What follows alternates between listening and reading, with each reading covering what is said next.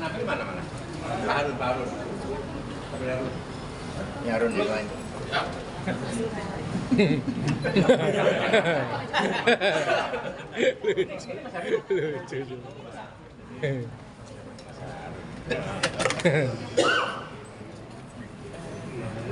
Oke, baik, terima kasih rekan-rekan pers. Jadi hari ini dalam rangkaian bulan Bung Karno kami mengadakan diskusi untuk menggali seluruh pemikiran-pemikiran Bung Karno dan bertekad bahwa sekolah partai ini juga menjadi school of thought dari pemikiran-pemikiran Bung Karno tersebut yang nantinya juga akan melakukan pendidikan politik bagi anak-anak muda agar menjadi pemimpin yang dipersiapkan dengan baik, menggembleng kepemimpinan intelektualnya, tetapi menyatu di dalam problematika rakyat, bangsa, dan negara.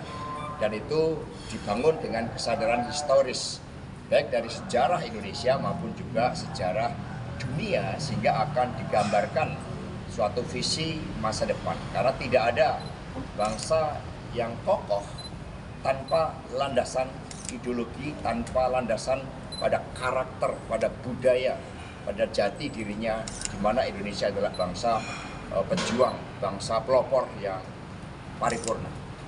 Ada pertanyaan, termasuk hal-hal lain, silakan.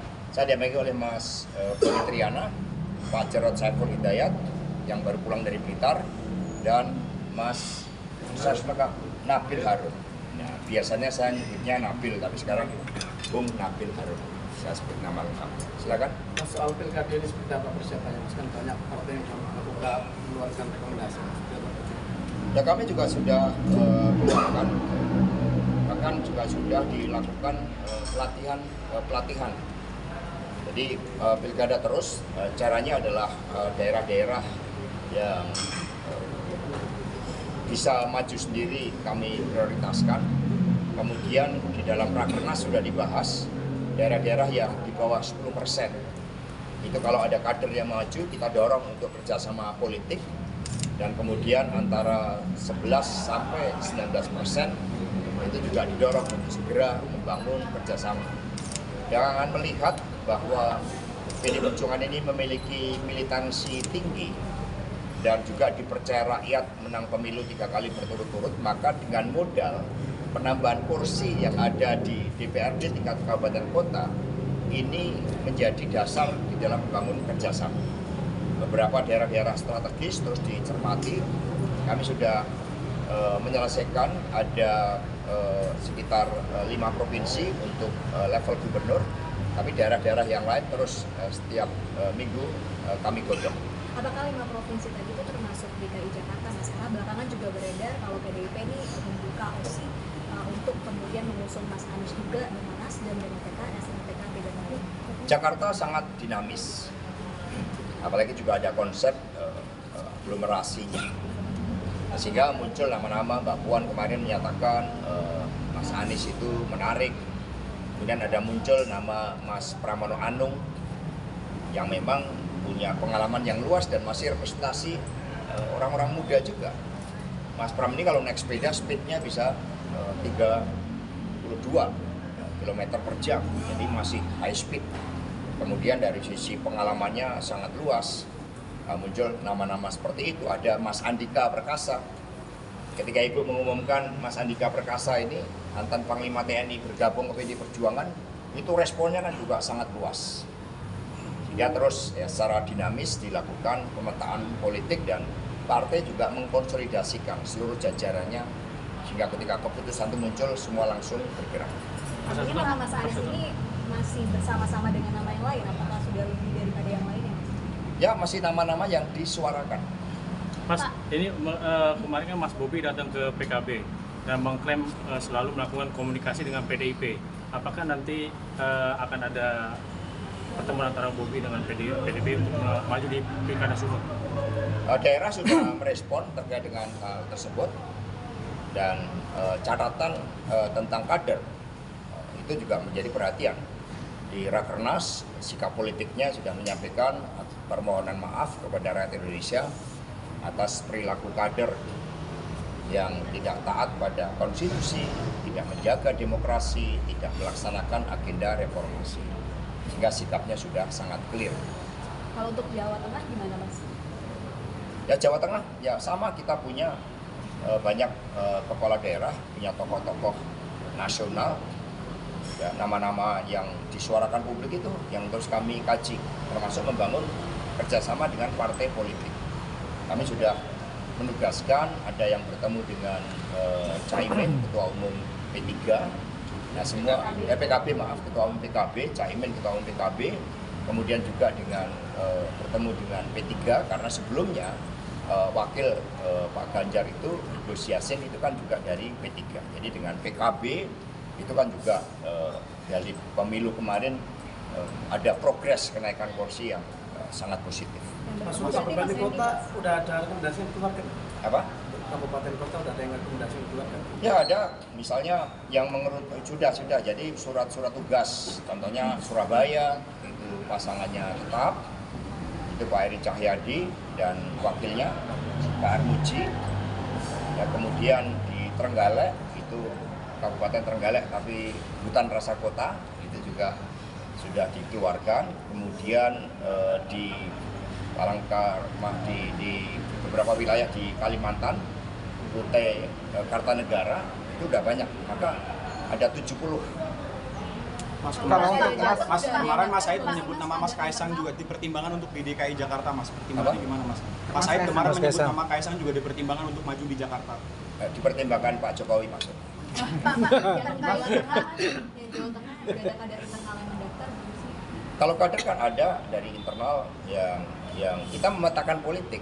Jadi ada yang aktif, style selektif, tapi kami juga melakukan pemetaan politik. Misalnya ada Mas Hendy, itu wali kota Semarang 2 periode, itu bagus.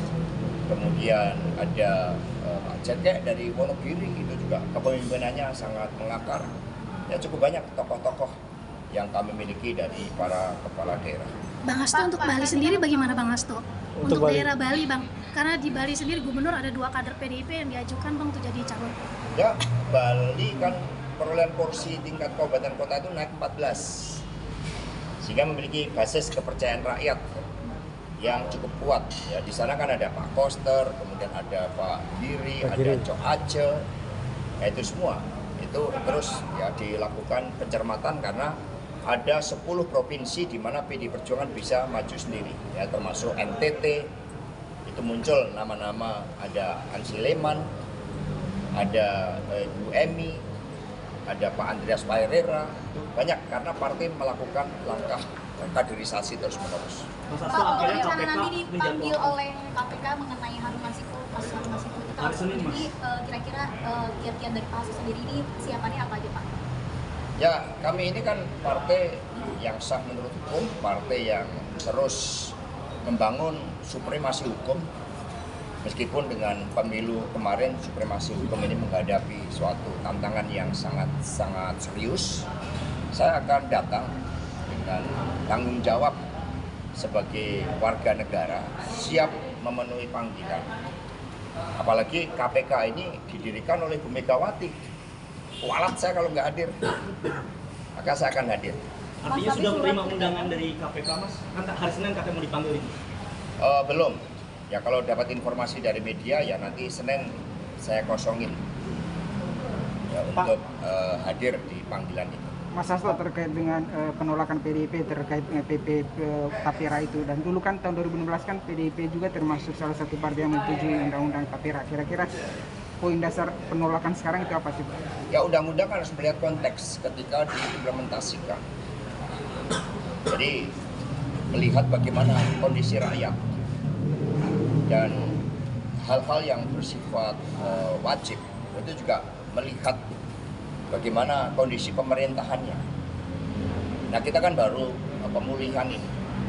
Setelah pemilu dana terkuras karena itu bansos melonjak habis-habisan. Ya dalam situasi itu recovery dulu dong, termasuk kemampuan ekonomi rakyat yang belum pulih. Ya, sehingga hal itulah yang dikritisi oleh PDI Perjuangan. Undang-undang selalu melihat konteks dan sebelum diimplementasikan, kita harus melihat bagaimana kondisi rakyat, bagaimana aspirasi rakyat. Apalagi ada kecenderungan itu itu autokrasi legalisme, di mana proses pembuatan undang-undang ada yang tidak sempurna, dan sehingga nggak ada salahnya pemerintah dan DPR yang berasal dari rakyat mendengarkan suara rakyat. Suara rakyat saat ini adalah menolak itu. Ya, partai menyatukan diri dengan suara rakyat.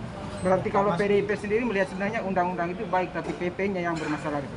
Ya kalau mencukupi papan, ya, sandang, pangan, papan itu kan sesuatu yang baik. Tapi implementasinya, wajib jumlahnya, kesukarelaannya, karena apapun itu tanggung jawab negara sebenarnya. Jadi jangan sampai kontradiktif. Negara mau memungut sesuatu dari rakyat, tapi pada saat yang lain tambang dibagi-bagi. Dan ada persoalan terkait dengan keadilan di situ. Ini yang menciptakan kontradiktif.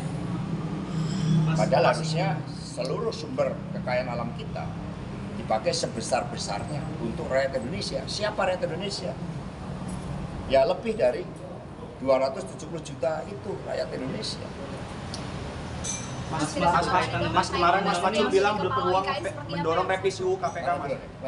Kemarin masih berkaitan dengan peraturan perundang-undangan ini kan kemarin Pak Bamsud bertemu dengan Pak Amin Rais gitu kan, dalam obrolan itu keduanya setuju untuk bagaimana amandemen Undang-Undang Dasar 1945 nantinya bertujuan salah satunya untuk mengubah sistem pemilihan presiden dikembalikan lagi ke MPR gitu. Nah ini mengancam kedaulatan rakyat atau seperti apa sih Mas kalau dari PDIP gitu?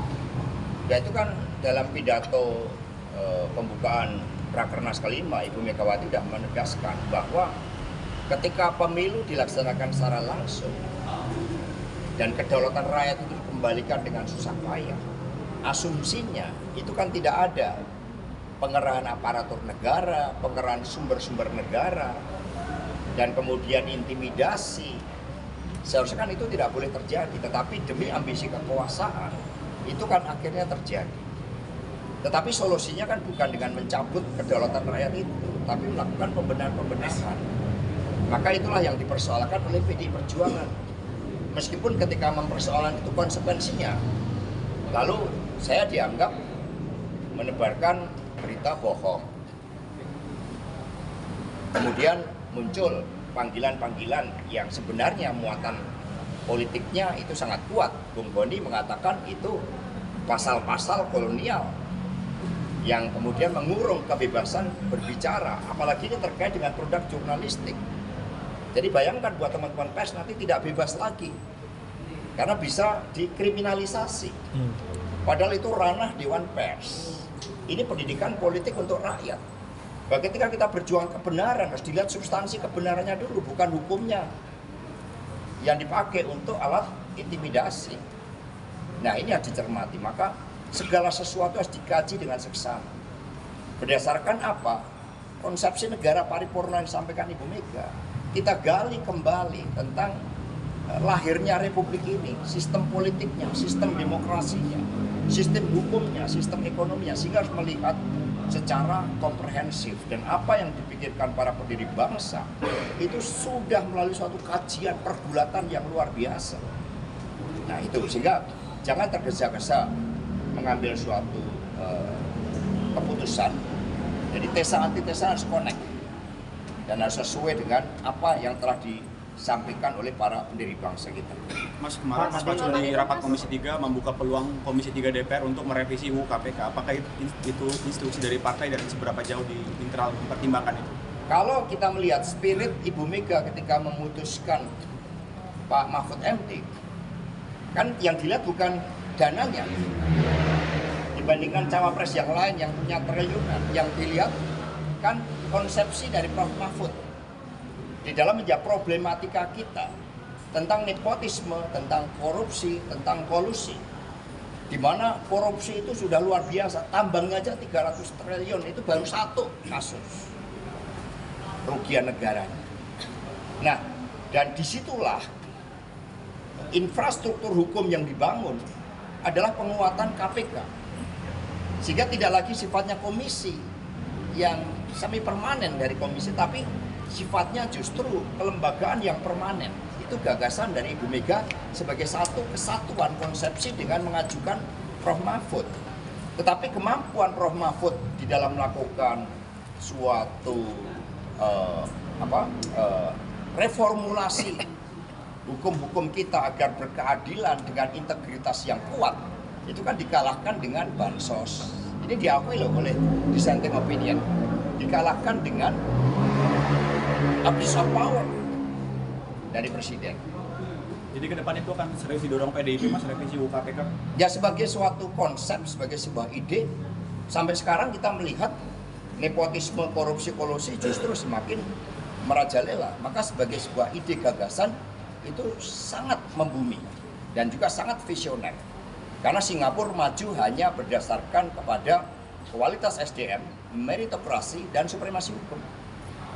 Mas, wacana Tanggapannya dong terkait Pak Basuki yang menjadi kepala OIK seperti apa? Ya, berat tugasnya. Mas Hasto, Ya. melihat kemarin dipanggil oleh Polda, lalu nanti hari Senin juga dipanggil oleh KPK, Mas Hasto melihat ini sebagai tekanan penguasa, apakah seperti itu untuk membuka PDIP dengan salah satu caranya adalah membuat Mas Hasto terjerat pidana? Ya, ada yang mengatakan kepada saya itu double pressure.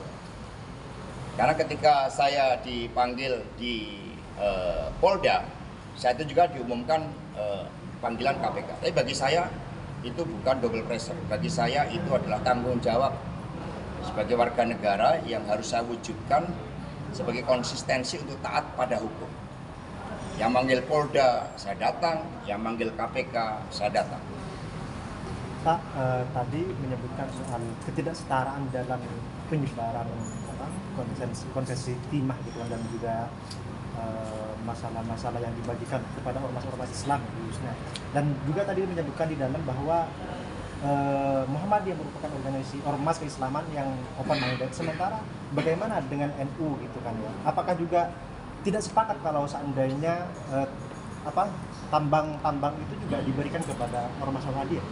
Saya tadi tidak menyebut itu dibagi ke siapa.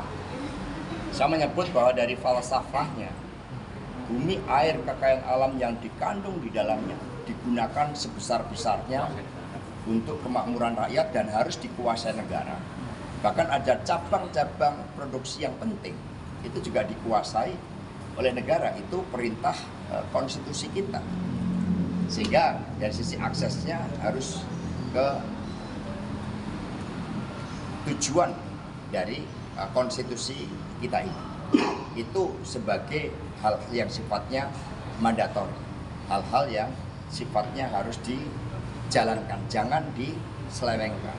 Nah, di situ itu yang sangat penting. Dan untuk mengelola tambang kan juga diperlukan ada kemampuan engineeringnya, kemampuan untuk proses sistemnya, kemampuan untuk manajerialnya dan sebagainya, dan muaranya sebesar-besarnya untuk kesejahteraan rakyat. Terkait dengan NU sendiri, kami sangat kagum dengan Muhammadiyah. Bahkan ini merupakan saudara tua dari PDI Perjuangan. Karena Muhammadiyah itu 1912. Dengan Bung Karno mengatakan dengan Muhammadiyah ini belajar tentang progres, tentang berkemajuan, Islam yang berkemajuan. Dengan NU ya juga belajar tentang Islam yang menyatu dengan tradisi kebudayaan kita. Lambang NU aja itu kan luar biasa. Kalau kita lihat ada bola dunia, lalu ada suatu bintang yang menggambarkan Rasulullah ya, sebagai orientasi di dalam seluruh pergerakan NU. Ada sahabat-sahabat Nabi, ada cermin 9 wali songo, dan ini menunjukkan suatu gambaran persaudaraan yang sangat indah dari visinya. Demikian pula Muhammadiyah. PDI Perjuangan mengambil suatu spirit perjuangan dari NU, dari Muhammadiyah, dari PNI, dan sebagainya. Mas Hasto, mungkin Mas tadi ada soal KKN juga, calon-calon PDI di Pilkada. Jadi dinasti juga harus diluruskan. Bahwa pendidikan politik itu dimulai dari keluarga. Sehingga proses kaderisasi dimulai dari keluarga. Makanya juga cenderung untuk masuk ke TNI karena dibangun semangat patriotisme, semangat bela negara.